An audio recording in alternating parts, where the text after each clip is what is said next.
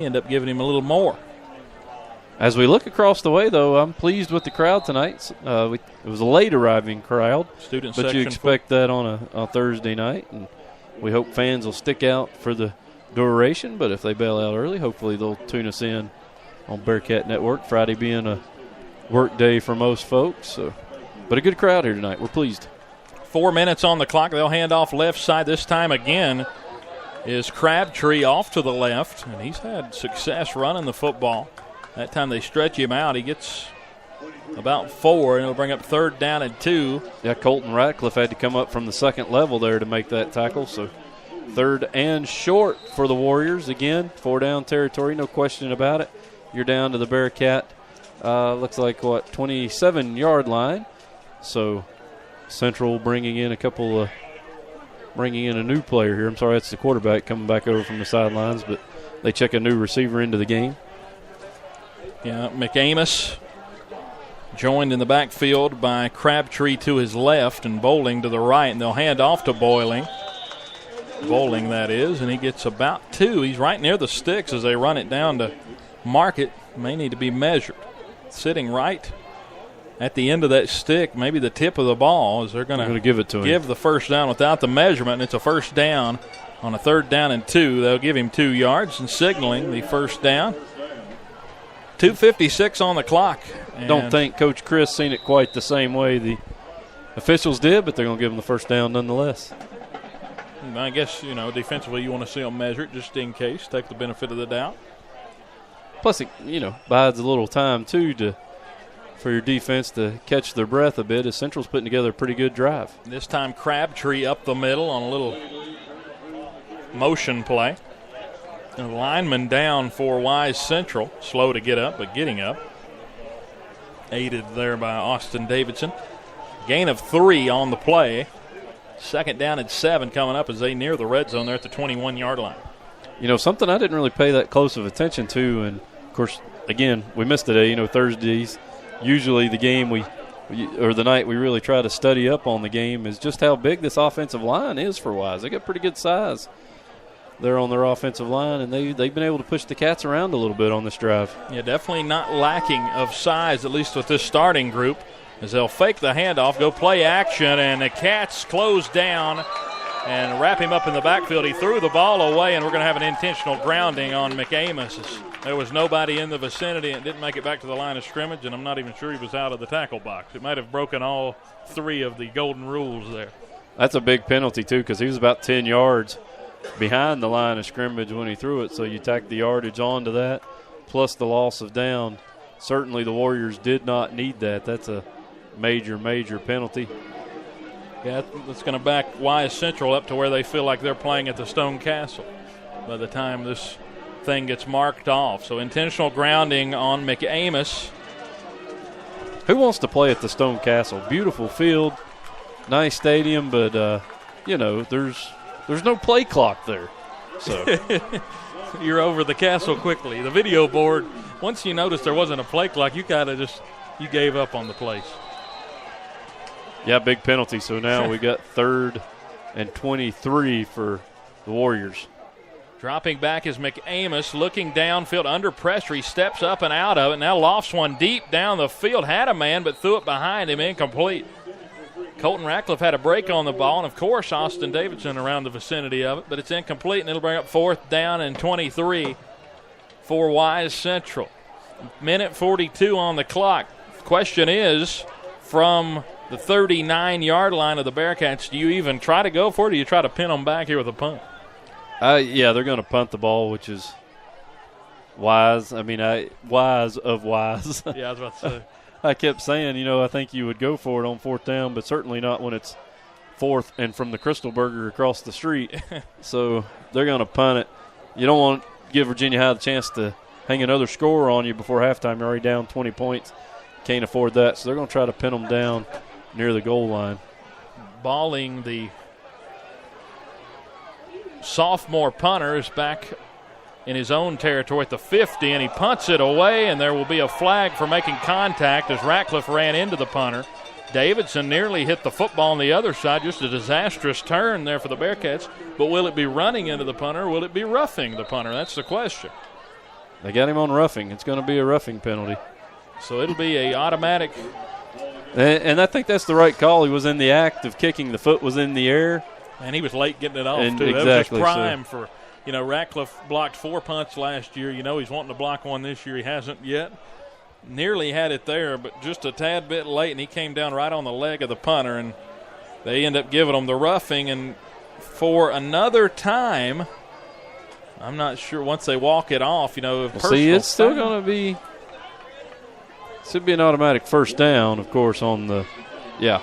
They're going to get the yards. They're going to get back to the original line of scrimmage, but they get the fresh set of downs, and that's the – yeah, Coach Chris is looking there. over to the ref with his hand up in a fist saying it should be 4th down, but with the personal foul, it's personal not running foul, into. automatic first down. Yeah. Running into is what, a 5-yard penalty? Which we've had. We had one of those at Tazewell in week 1. So we didn't realize those even – we didn't even realize it was at the discrepancy of the official to make that call. We thought it was either roughing or nothing. But turned out they have the same 5 seconds on the play clock here as they'll try to run it right side, and slipping down for a loss of a yard is Crabtree. And it'll bring up 2nd down and 11. This Bearcat defense, thinking they got off the field, ended up having to come back out, and they get a play for a loss. Big Jalen Dingus there to finish the runner off for a loss of yardage. You talk about the quick time turn change. It basically almost worked as a turnover, really, for Wise to gain another possession here in the quarter with 1:07 as McAmis drops back, throws short, nearly intercepted as it got knocked away by Jalen Dingus. The linebacker coming over nearly had the pick. I bet he'd have liked to grab that ball and rumble towards the end zone to her right. That'd have been a big turnover there. Just a little over a minute, 2 seconds remaining.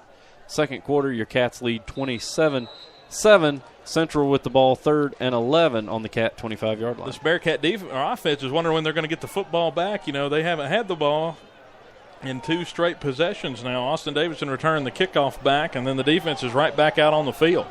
3 wide to the left, lone receiver to the right as McAmis rolls out left side. Looks downfield, flips it over on the out route, coming down out of bounds.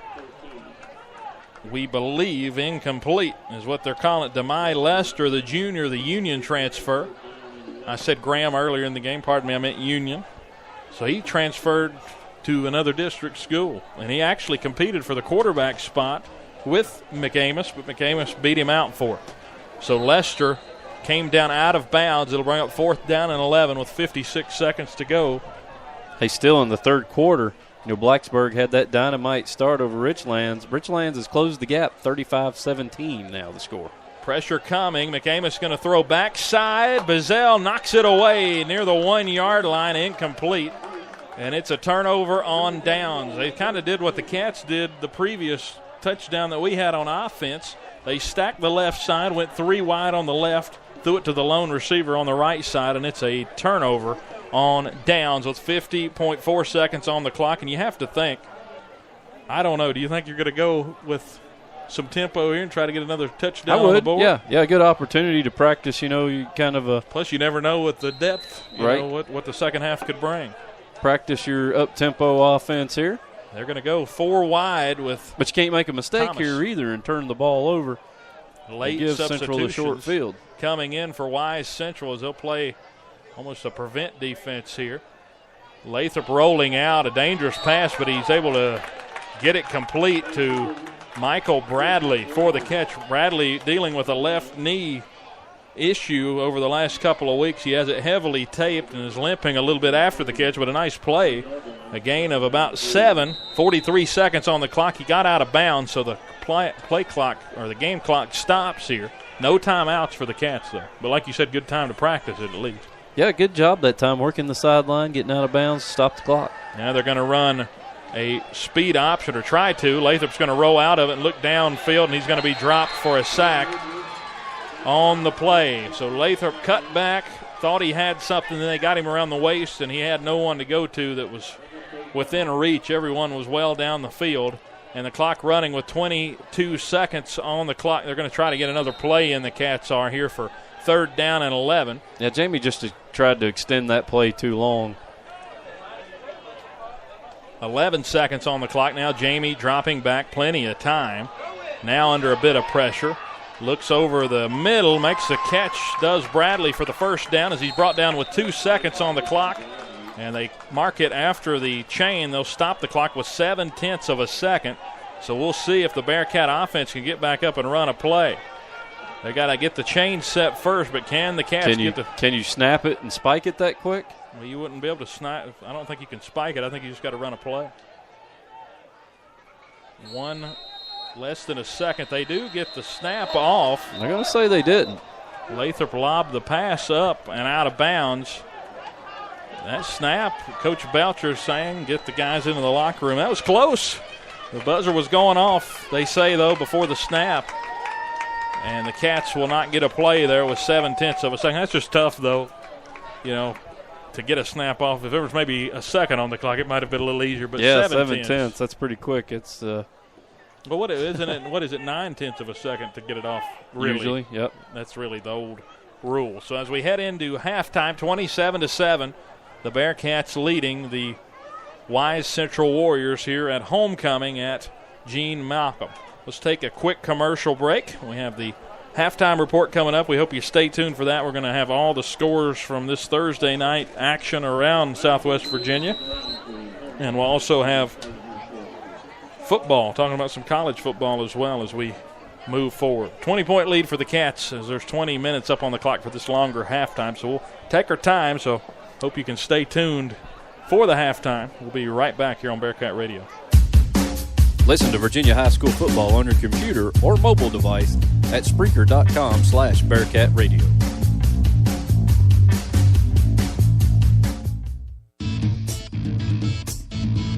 You're listening to the best high school football in the Tri-Cities on the Bearcat Sports Radio Network.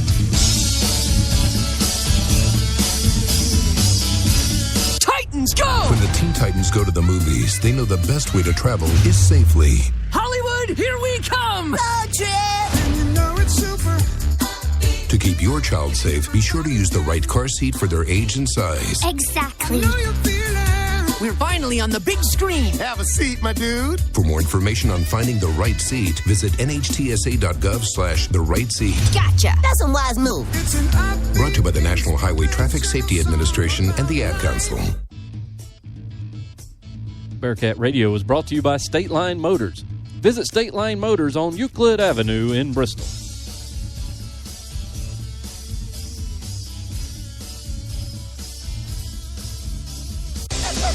Adopting a new pet is a rewarding experience. And Shelter Pets makes super pets. Your new best friend will steal your heart, bring you happiness, and enrich your life for years to come. You can make a difference in the life of an animal.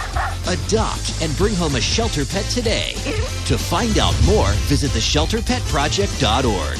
This message has been brought to you by the Humane Society of the United States, Maddie's Fund, and the Ad Council. You're listening to Virginia High Bearcat football on Spreaker Radio.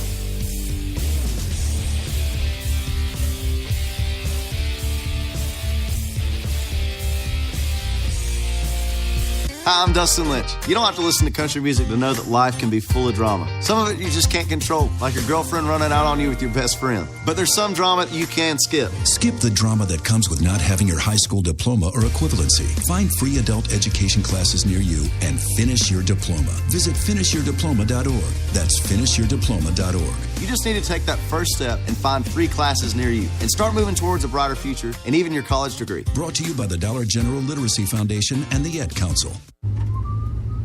In 50 feet, turn left. Why are you driving so slowly? After a few drinks, I'm taking it slow. Well, you're not fooling the cop behind you. What? Get ready to pay in 0.1 miles. Getting pulled over for buzz driving could cost you around $10,000 in fines, legal fees, and increased insurance rates. Nothing kills a buzz like getting pulled over for buzz driving, because buzz driving is drunk driving. Brought to you by the National Highway Traffic Safety Administration and the Ad Council. Welcome back to the Sesco Group Insurance halftime report from Gene Malcolm as the Pride of the State Line Marching Band getting set to perform in front of a packed house here on the home side from Gene Malcolm Stadium. A happy crowd as the Bearcats lead 27-7 here at homecoming 2018. Dylan Hutton along with Travis DeBusk and Kevin Corbett doing the stats for us tonight. Travis, first segment here of our Sesco Group Insurance halftime report.